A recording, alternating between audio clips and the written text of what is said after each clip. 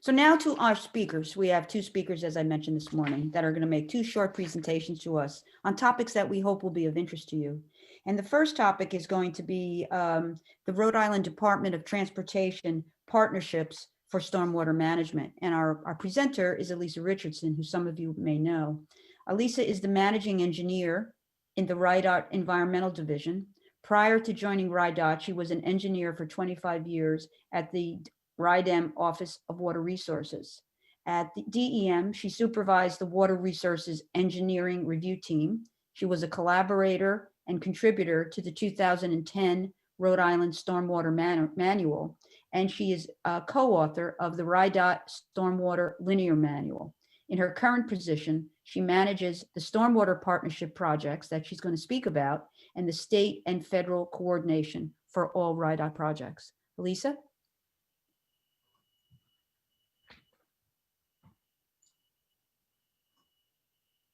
Thank you, Lauren, for that. And good morning, everyone. It's really exciting to be here with you today. So title of my presentation is Let's Make a Deal. It's been great to work with these partnerships, and let's see how we got there today.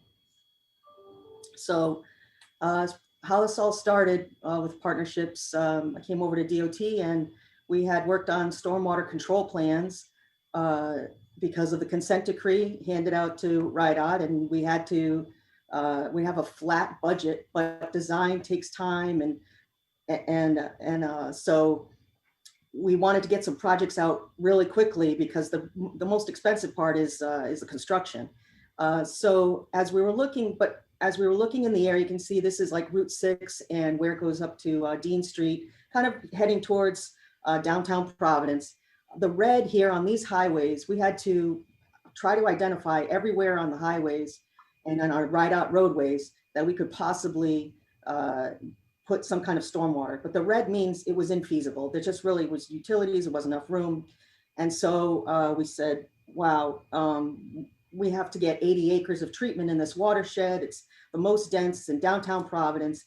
And even some of the options that were very expensive for very little stormwater. And so we decided, well, maybe we can partner with somebody who's already doing a lot of work.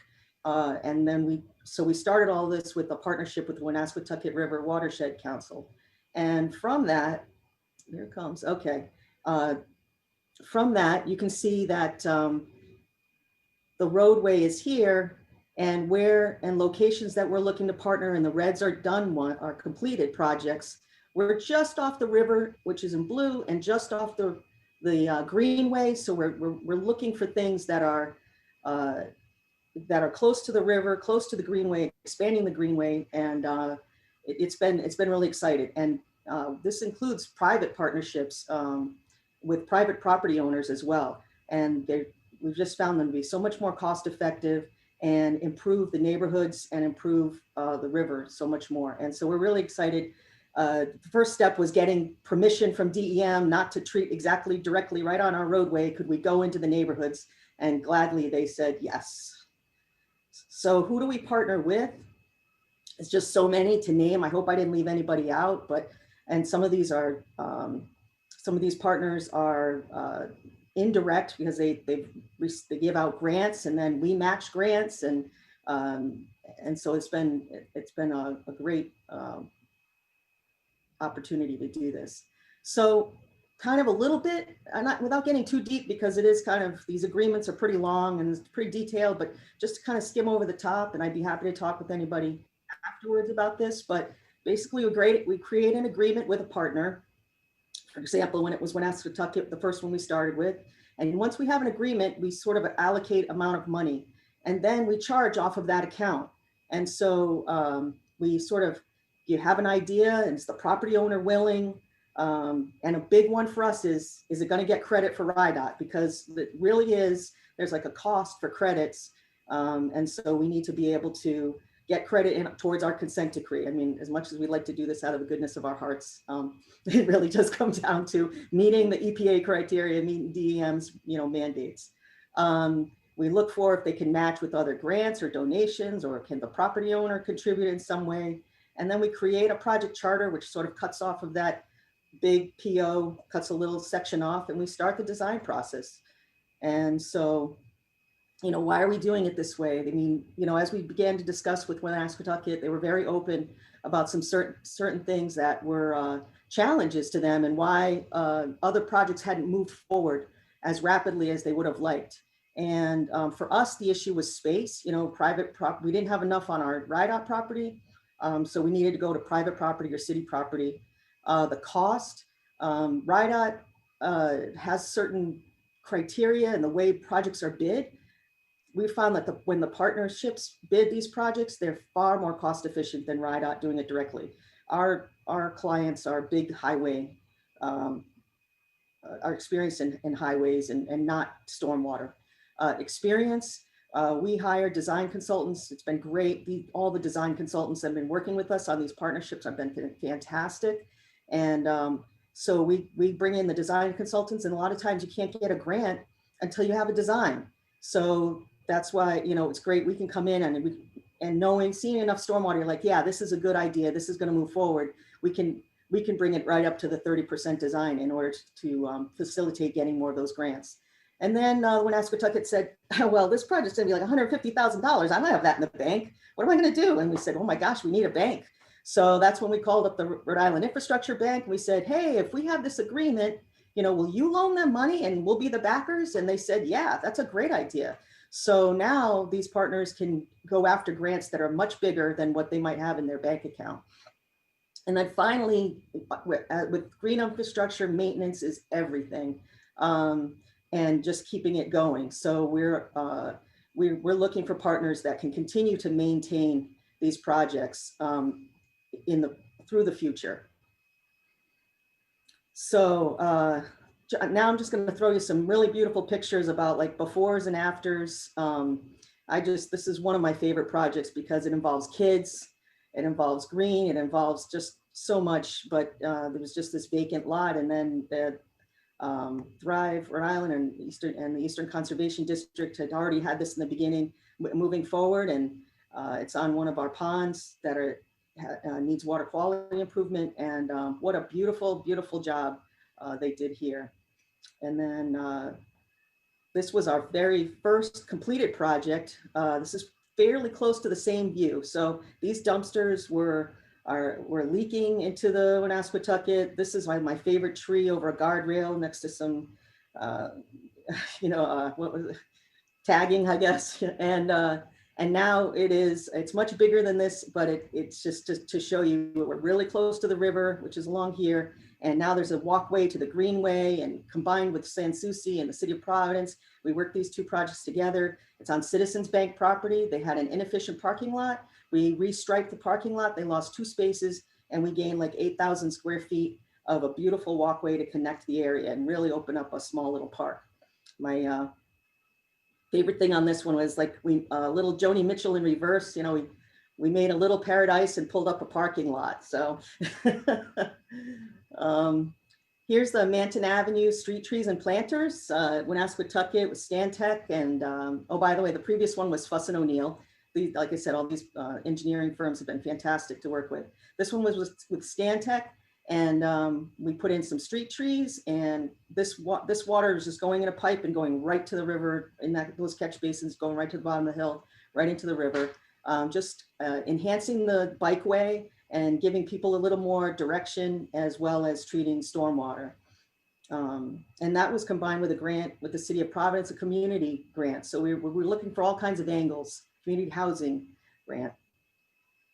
And then this is another exciting project, the Providence Stormwater Innovation Center. We've just recently signed an agreement with them, and we have obligation requirements to do public education and outreach.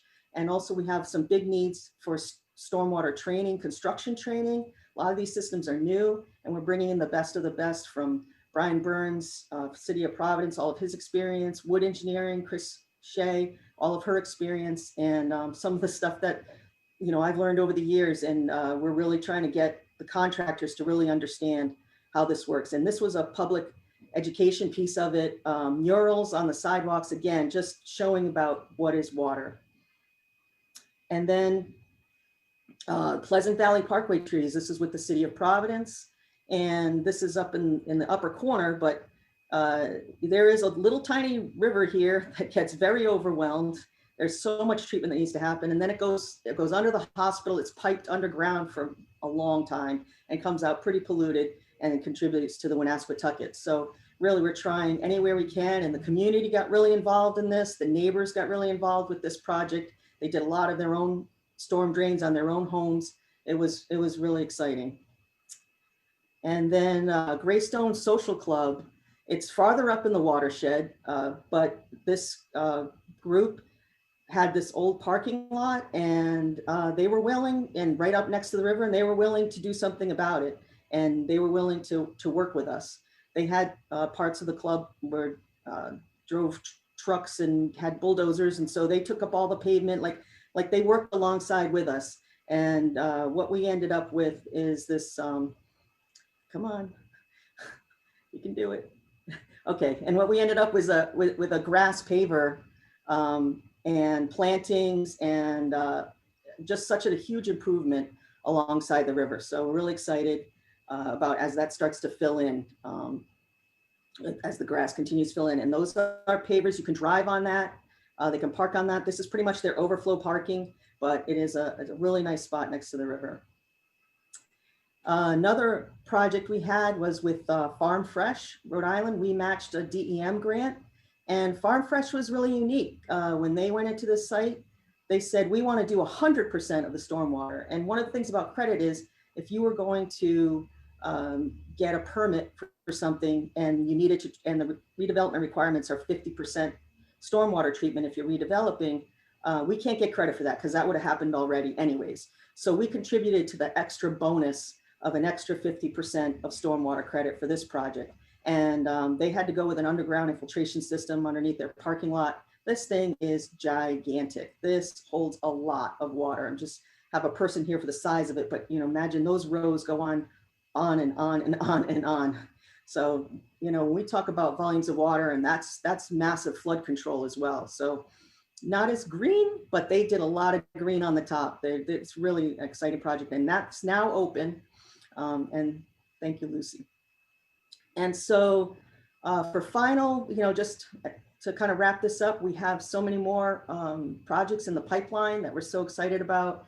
We're talking to folks at Atlantic Mills, Cathedral Arts, a Bath Street Pocket Park with the City of Providence and Horsley Witten.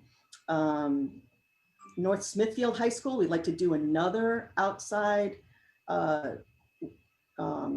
school, outside classroom for that, which is, I think will be fantastic.